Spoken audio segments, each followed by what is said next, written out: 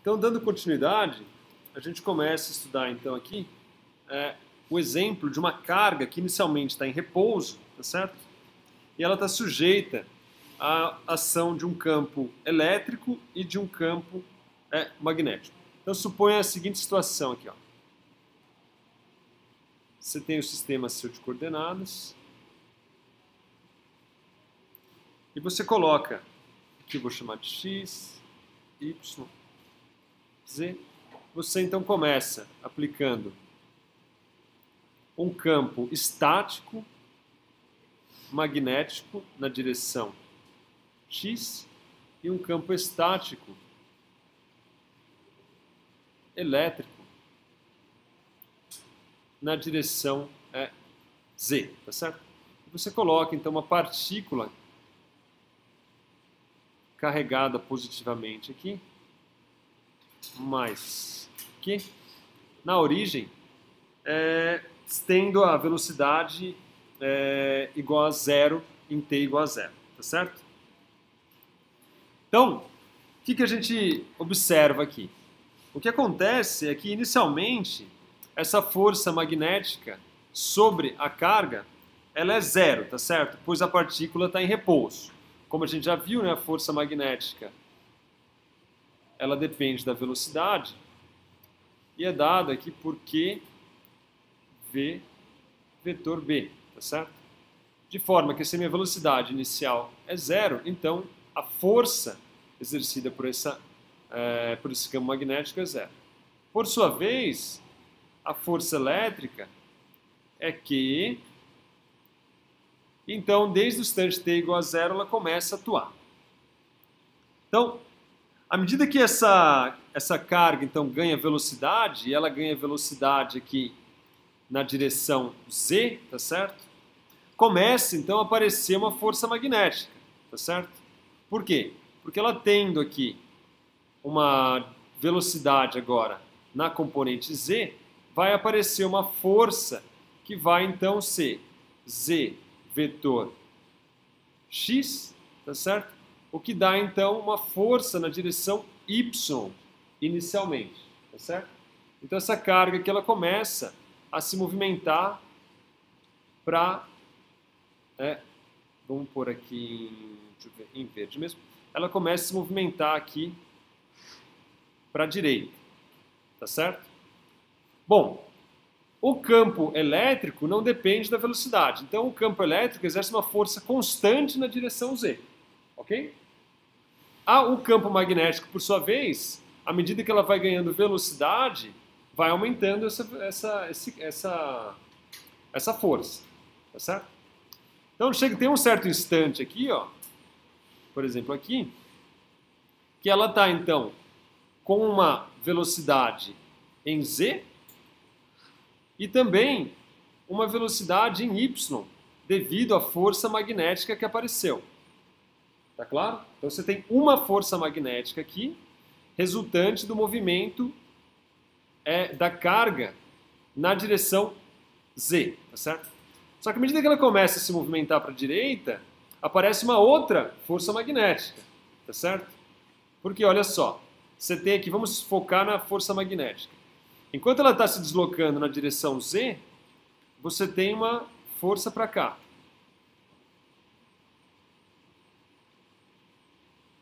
Vou chamar de força magnética 1, tá claro? E isso faz com que apareça uma velocidade na direção y. Tá claro?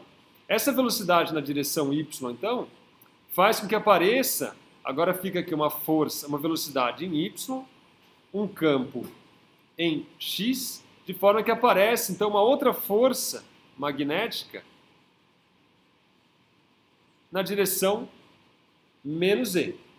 Tá certo? Por quê? Porque a velocidade é y, o campo era em x, y, produto vetorial com x, dá uma força na direção menos e. Então começa a aparecer aqui uma força na direção menos e, que é uma força magnética 2. Essa força magnética vai se opor a essa força elétrica, tá certo? E à medida que ela vai aumentando a velocidade aqui, porque ela está acelerando, né? Existe uma força, então ela está acelerando, essa força vai ficando cada vez maior.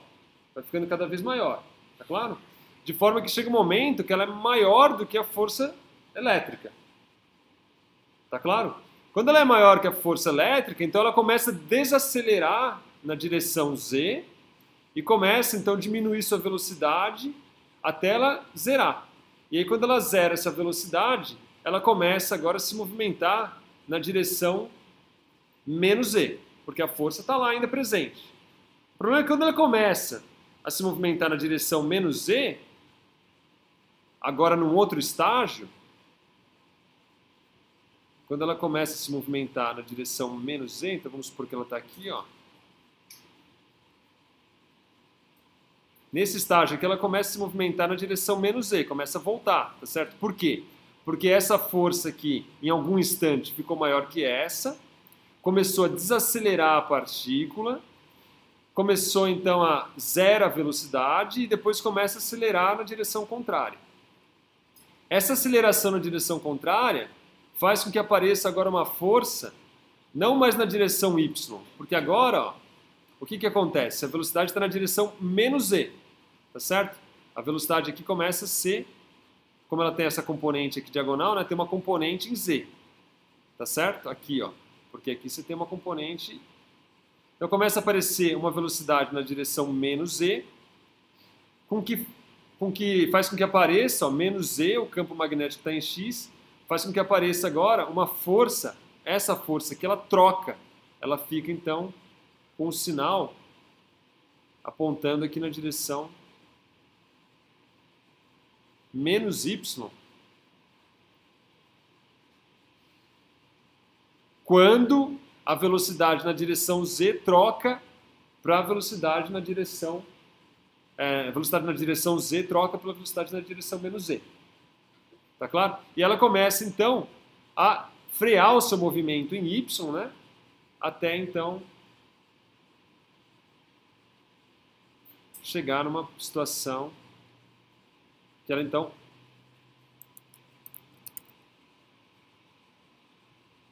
para aqui.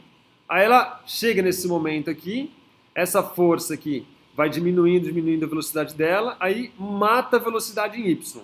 Quando matou a velocidade em Y, volta como se estivesse de novo numa situação estática, tá certo? Parado, e aí o campo elétrico atua, ela começa a se movimentar para a direita, o processo se repete, e aí então aparece esse movimento aqui novamente. E assim por diante. Qualitativamente está claro o que está se passando? Tá certo? Então esse arranjo aí, essa força é constante e essa força aqui magnética, ela depende das velocidades. Como as velocidades vão aumentando, diminuindo e as direções também vão se alterando, o sentido da força também altera e a magnitude da força magnética também vai alterando. Alguma dúvida? Beleza? Muito bem. Bom, vamos ver então agora isso aí quantitativamente. Como é que fica a dinâmica? Como é que a gente prevê teoricamente esse movimento aqui? Bom, pela expressão da força, né, total, a gente já sabe que a força é igual a um Q E mais V vetor B.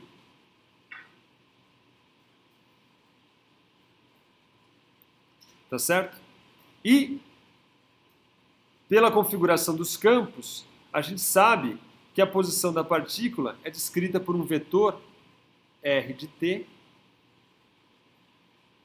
A posição da partícula, né, um vetor aqui, ó, que liga do centro aqui até a posição dela, é dado por um R de t, que é igual a 0, y de t, z de t.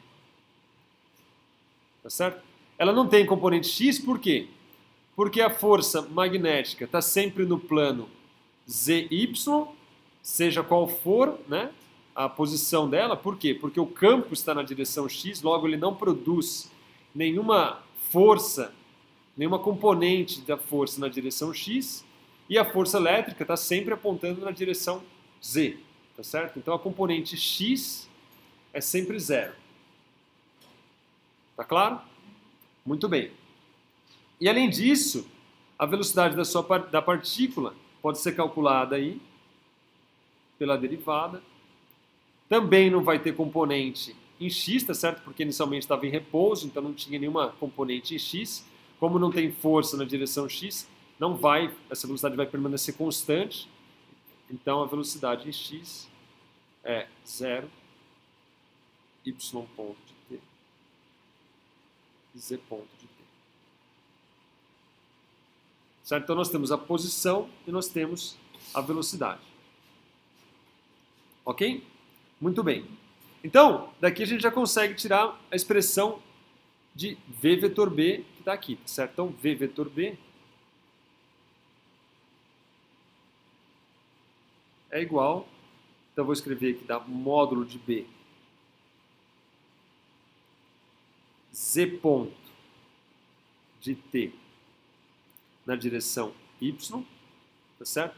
Porque o b está em x, o v eu estou pegando a componente z, z produto vetorial com x dá uma força em y, tá certo? Lembre-se das regras de produto vetorial. x, y dá z, toda permutação cíclica desse dá z produto vetorial com x dá y, y produto vetorial com z dá x, tá certo? E se eu inverter um deles, y produto vetorial x é igual a menos z, e aí a permutação cíclica também, x produto vetorial com z dá menos y, z produto vetorial com y dá menos x, tá certo? Então daqui você já sabe que como o campo, como a velocidade, eu estou pegando a componente z, o campo está em x, a força é em y, tá certo? Z produto vetorial x é uma força em y. Então esse é da componente z da velocidade e a componente y vai te dar uma força. Então, velocidade y, campo x, yx dá menos z. Então aparece aqui um menos módulo de b, y ponto de t na direção z versor. Tá certo?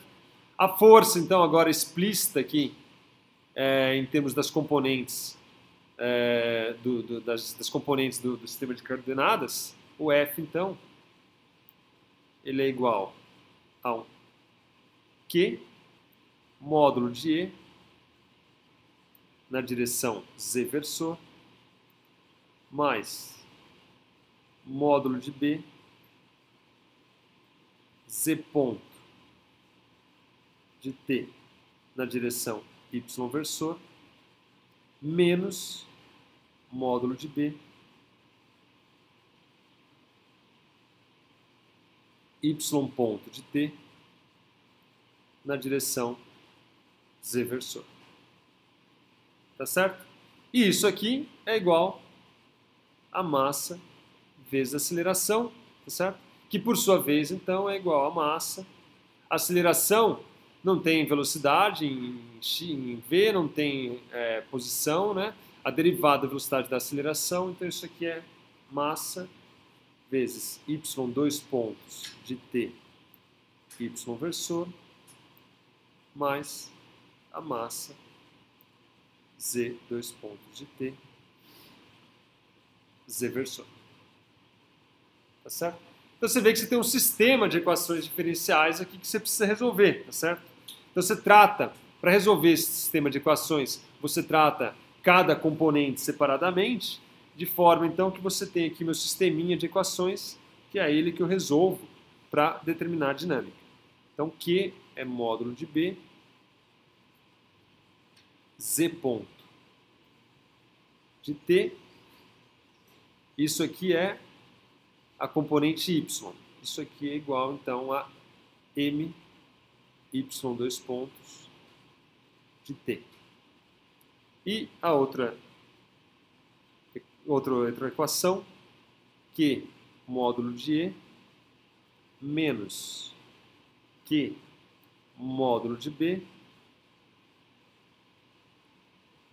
y ponto de t. Estou me atentando à componente z, tá certo? Q módulo de E, menos b y ponto de t vezes Q, igual a componente z, m, z dois pontos de t. Tá certo?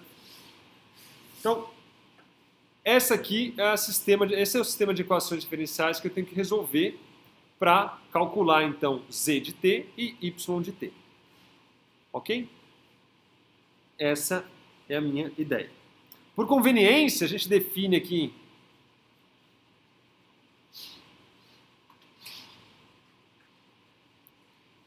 uma frequência que é chamada de cyclotron frequency, né, que é a frequência de ciclotron, que seria basicamente a frequência de oscilação na ausência do campo elétrico, que é dado por QB sobre M.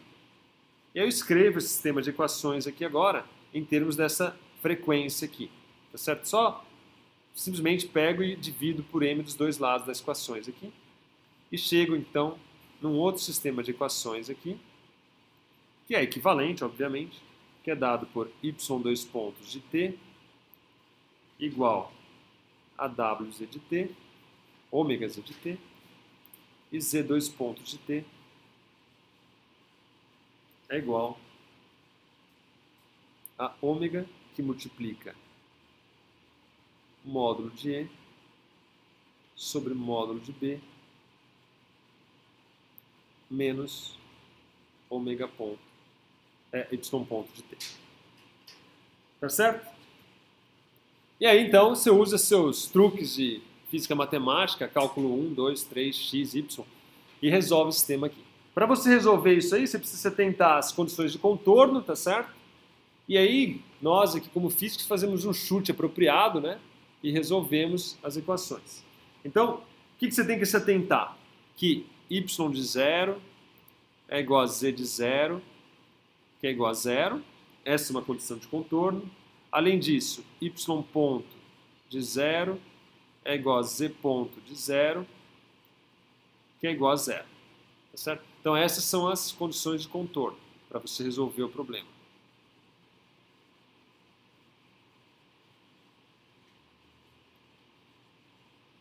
E aí, então, você supõe aí alguma expressão, né, para resolver esse sistema. Então, a expressão que eu recomendo aqui para vocês utilizarem é um y de t, que é igual, então, a um alfa cosseno de ômega t, mais um beta seno de ômega t,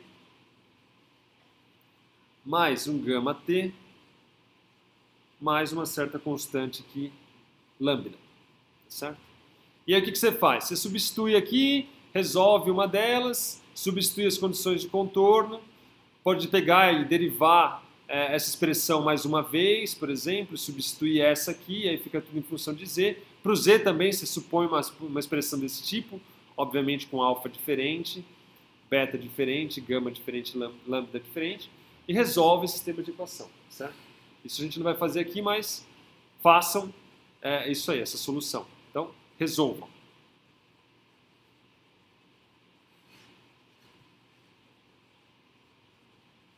Se você fizer isso aí, você obtém a solução,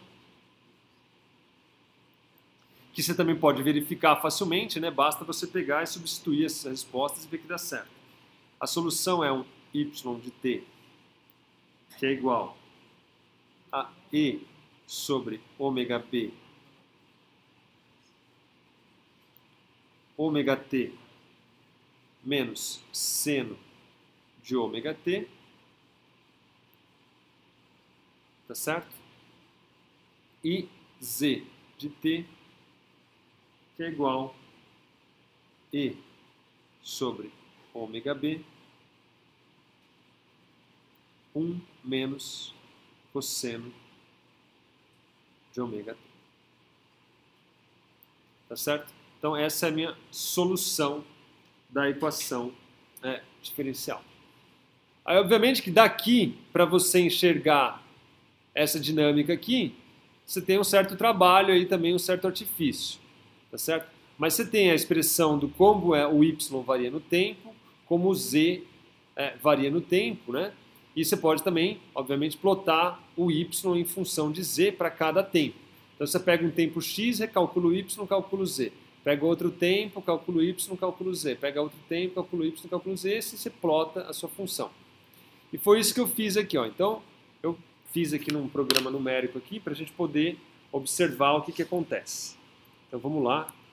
Está aqui, ó. Então, eu simplesmente escrevi minha expressão aqui, ó. Peguei um certo campo, um certo ômega, um certo campo magnético, tá certo? 3 números aleatórios aí quaisquer. E calculei aqui o tempo, peguei vários tempos, né? Então esse fora aqui calcula os vários tempos, e para cada tempo eu calculei o y e calculei o z. Tá certo? Então para todos os tempos aqui, usando a expressão que eu tinha ali, calculado aqui, tá certo? E sobre ômega b, ômega t menos seno de ômega t menos seno de ômega t e 1 menos cosseno de ômega t, certo? E sobre ômega b, e sobre ômega b. E aí plotei aqui. Primeiro plotei o YZ, aí depois plotei o Y em função de t e o Z em função de t, certo? Então, o resultado está aqui, ó. Então, aqui você observa exatamente o que a gente tinha descrito ali qualitativamente, tá certo? Então, a partícula aqui é Z e Y, tá certo? Então, a partícula sai aqui do zero, começa a acelerar na direção Z, aí chega um momento, ó, que a velocidade, aqui é z em função de t, tá certo? Ó. Então a derivada da expressão aqui, ela começa a ficar negativa mais ou menos aqui, tá certo? Porque ó, ela vai, positiva a derivada, tá certo? Aí ela começa a diminuir a derivada, tá certo, Guilherme? Para até uma hora virar zero nesse instante aqui, ó. Então aqui, ó, a derivada começa a diminuir. Ainda é positiva, mas começa a diminuir até zerar. Tá certo? Aí então, nesse momento aqui, a velocidade em z é zero, tá certo? Exatamente como a gente vê aqui, aí ela começa a retornar, certo? Por quê? Porque agora a derivada é negativa, né? Isso, então a velocidade... Aí vem até esse momento aqui, ó. Nesse momento é exatamente o momento onde é que a velocidade em z aqui começa a trocar, né? Começa a diminuir. Ou seja, aqui é exatamente quando a aceleração inverte. A aceleração ela deixa de ser na direção z e começa a virar, aqui por exemplo, ela era em z, aqui ela vira em menos z, certo? Porque a velocidade começa a diminuir em z, tá certo? Antes estava aumentando, ó. Olha a derivada dessa função, vai aumentando até aqui, ó. Aí a derivada é positiva, mas ela começa a diminuir a derivada, tá certo? Se a derivada começa a diminuir, significa então que a aceleração agora inverteu, tá certo? Porque a velocidade começou a diminuir. Então, nesse instante aqui, a força magnética é maior que a força elétrica. Na verdade, aqui ela é exatamente igual, né? Onde a derivada desse cara aqui está no seu máximo, né? E daí começa a diminuir até chegar a zero e assim por diante. E aqui o y, né? A dinâmica do y. Você vê aqui que então ela vem, a velocidade aqui é praticamente constante, aí depois ela aumenta a velocidade, diminui e assim por diante. Na verdade, a velocidade em y aqui ela é exatamente zero, certo? Porque é a derivada dessa função da velocidade. Ou seja, aqui é exatamente quando ela para e volta de novo, então, a começar a ter o movimento. Beleza? Então, você prevê aí, teoricamente, o que você supunha que poderia acontecer qualitativamente. Alguma pergunta? Maravilha? Então, muito bem. Então, vamos dar continuidade. Então esse é o exemplo aí, é o exemplo 5.2 do movimento cicloide aí da partícula. Bom, dando continuidade aos nossos estudos, tem uma propriedade do campo magnético que é extremamente importante, tá certo? Essa é aquele tipo de propriedade que você nunca mais pode esquecer na sua vida. Você pode esquecer muitas outras propriedades, mas tem algumas propriedades físicas, algumas leis, você nunca pode esquecer. E uma propriedade importante da força eletromagnética, que precisa ser enfatizada, é que forças magnéticas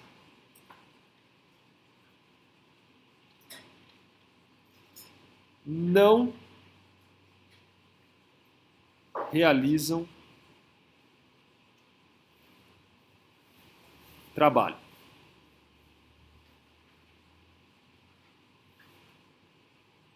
Força magnética não realiza trabalho, tá certo? Isso é natural e fácil de enxergar se você se atentar à expressão da força magnética, tá certo? Vamos observar um certo deslocamento infinitesimal. Você tem uma partícula aqui que está se movimentando com uma certa velocidade v. Ok? O deslocamento infinitesimal dessa partícula, se ela andar aqui um certo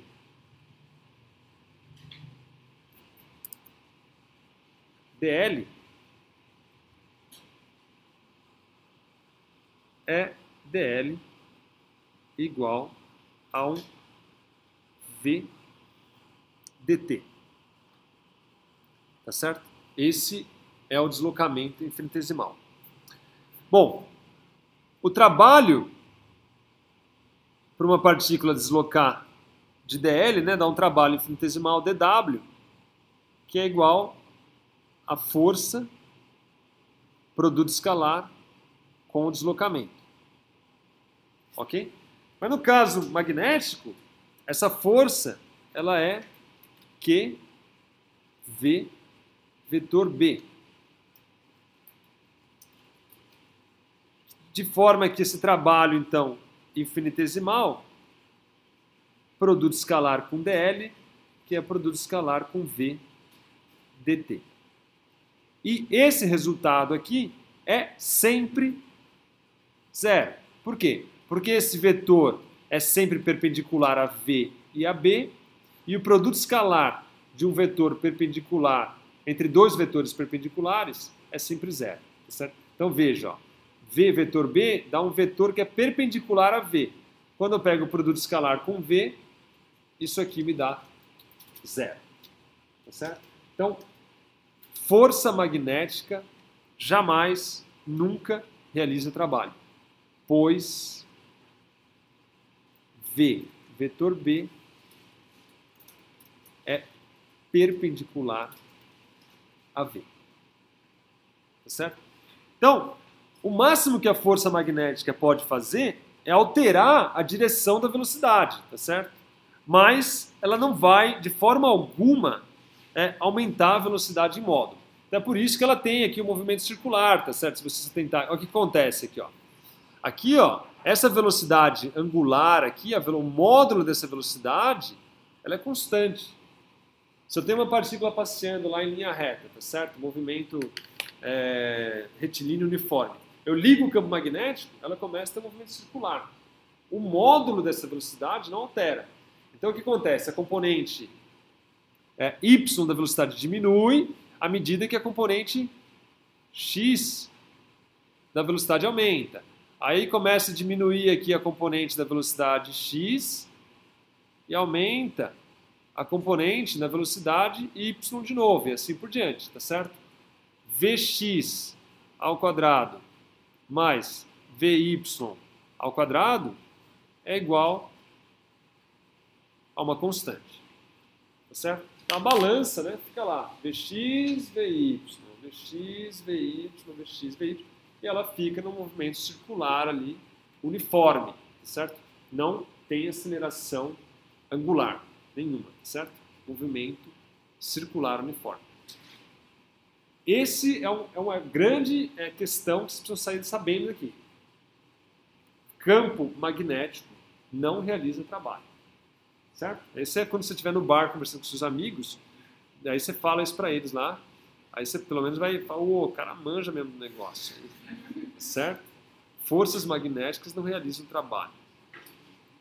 Então não adianta tentar usar campo eletromagnético, sim, campo magnético, para tentar, sei lá, esquentar a água, tá certo? Não vai dar certo, não vai realizar trabalho, não vai funcionar. não com campos magnéticos.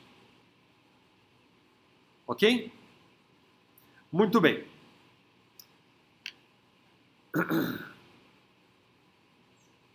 Continuando, vamos falar do experimento também extremamente importante relacionado ao estudo dos campos eletromagnéticos. Então, vale a pena dar uma olhada, é o exercício 5.3, que é a descoberta de J.J. Thomson.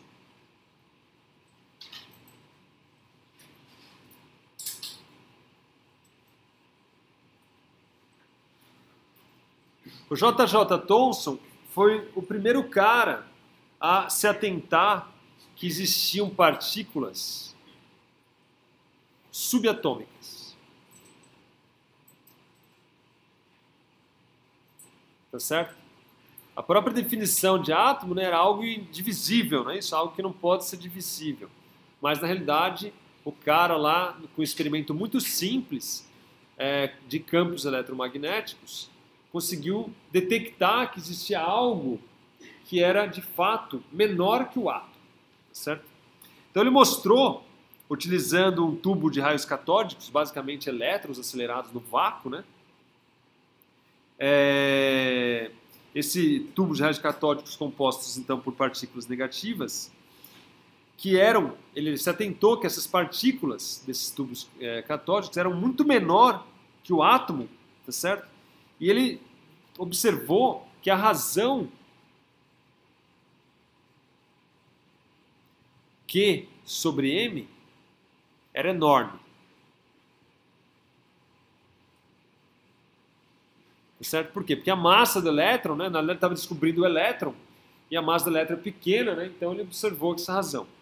Ele descobriu que era muito menor, na realidade, porque ele notou que tais partículas, né, viajavam muito mais rápido no ar do que era esperado para um átomo. Tá certo? Então ele viu, pela velocidade dessas partículas, que, de fato, elas tinham que ser muito menor que o átomo para alcançar a velocidade que elas estavam alcançando. E aí ele pegou e calculou essa razão Q sobre M. Então, como é que ele fez para determinar essa razão aqui? Então, esse é um experimento clássico. Em muitos laboratórios avançados e de ensino, você vai lá e consegue determinar com uma boa precisão a razão da carga pela massa do elétron. Então, como é que foi feito isso? Como é que o Thomson, então, desenvolveu o seu trabalho? Então, basicamente, o experimento do Thomson se baseia em sujeitar os raios catódicos a um campo elétrico e um campo magnético perpendicular entre si, tá certo? Então ele aplicou um campo elétrico e um campo magnético perpendicular. A magnitude do campo ela é ajustada de tal maneira que o feixe, então, ele não era defletido, tá certo? Ou seja, você tinha aqui uma partícula com uma certa velocidade v e você sujeitava, então, essa partícula a um campo elétrico. Vamos colocar o meu campo elétrico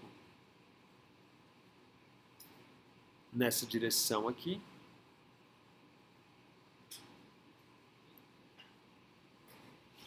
E agora eu quero aplicar um campo magnético de tal maneira que a força sobre essa carga seja contrária a esse campo aqui.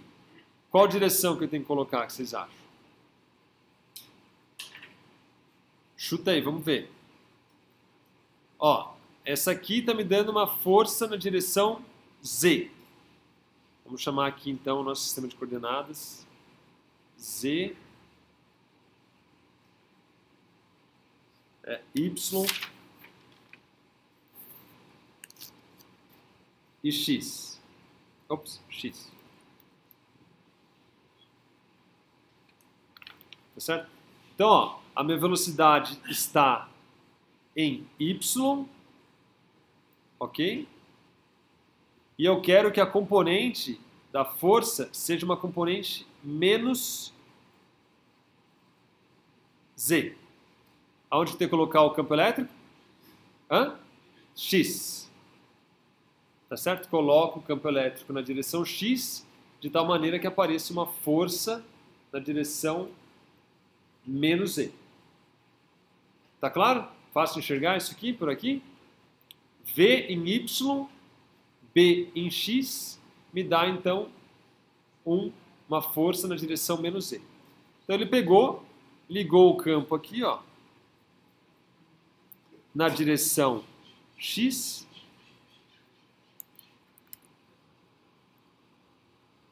e ajustou esse campo de tal maneira que a partícula ainda continuasse a andar em linha reta, tá certo?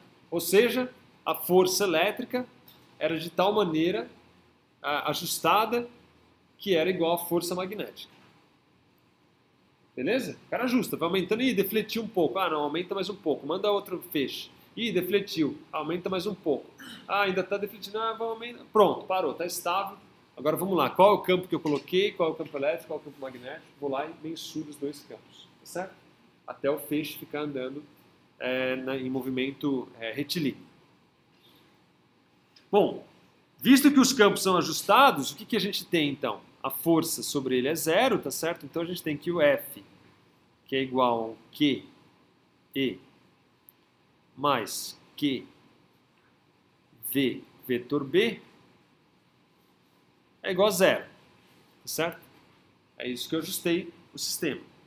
Então, aqui eu tiro em módulo, né? Que o quê? Que a velocidade, então, era igual ao quê? Carga cancela com a carga, aqui fica módulo de V, módulo de B, então V é o quê? Módulo de E sobre o módulo de B.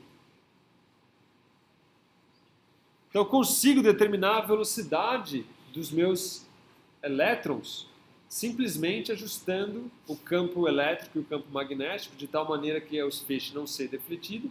E a razão entre esses dois campos me dá exatamente a velocidade do feixe. Tá claro? Sim? Muito bem. Bom, aí ele calculou a velocidade. Aí o que ele faz? Aí ele faz o seguinte, agora eu vou desligar o campo elétrico. Aí desliga o campo elétrico e vai determinar o raio de curvatura da dinâmica.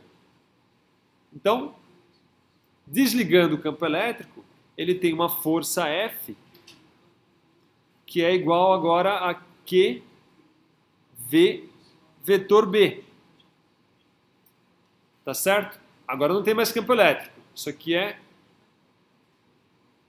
com E igual a zero. A partícula começa a ter um movimento circular, tá certo? Está sujeito a uma aceleração, que é uma aceleração radial, que por sua vez é igual a V ao quadrado sobre R. Então, M V ao quadrado sobre R, que é a aceleração radial, tá certo? Do movimento circular. Com isso aí, então, ele tem daqui Q, tá certo? Ele tem essa velocidade aqui, ele sabe calcular, é E sobre B. Vamos tirar em módulo, né? Então isso aqui vai me dar... Aqui a gente pode escrever também em termos do momento, mas vamos deixar assim mesmo. Então aqui eu tenho mv ao quadrado igual a QVB, onde o V é igual a E sobre B. Então, V é E sobre B. Tá certo? Vou pegar em módulo isso aqui tudo agora. Então, vezes B. Nós falamos, mas o E é zero. Tudo bem, mas eu só usei aqui o E anterior, né, para calcular a velocidade. Tá certo? A velocidade não muda quando eu desliguei o campo elétrico. Só vai agora ser transferida, tá certo? Porque o campo B não acelera, tá certo, a partícula. Só faz ela colocar em movimento circular. Você só muda a componente da velocidade. O módulo da velocidade é constante. Tá claro? O campo elétrico o campo magnético não muda essa velocidade. E a gente já calculou anteriormente que ela valia E sobre B. Então você tem que VB, que é igual a M V ao quadrado, E ao quadrado sobre B ao quadrado, dividido por R. 1 sobre R. Tá certo? E aí daí fica fácil calcular daqui quanto vale Q sobre M. Se você fizer as contas aí, você vai tirar aqui Q sobre M é igual a E sobre B ao quadrado 1 sobre R.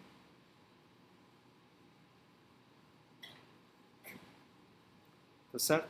Então ele consegue daqui deduzir a razão Q sobre M e facilmente também consegue calcular a velocidade. Então ele observa que essa velocidade era muito maior do que ele esperava, se fosse um movimento de um átomo, e além disso ele consegue determinar a razão da carga pela massa, que era aqui um número extremamente grande, tá certo? Porque a massa do elétron é uma massa extremamente pequena. Apesar da carga também ser, mas a massa é muito menor. Aqui, quando você passa o B da parte esquerda multiplicando, vai cancelar. Aqui, ó, B cancela com B, aqui, eu nem tenho B mais lá. Você colocou embaixo de E. Ah, tá. Esse B foi embora com B, o E cancela com esse E, fica E sobre B ao quadrado, 1 sobre R e o M eu passo a dividir. Beleza? Então você tira aqui a expressão da relação Q sobre M. Alguma pergunta?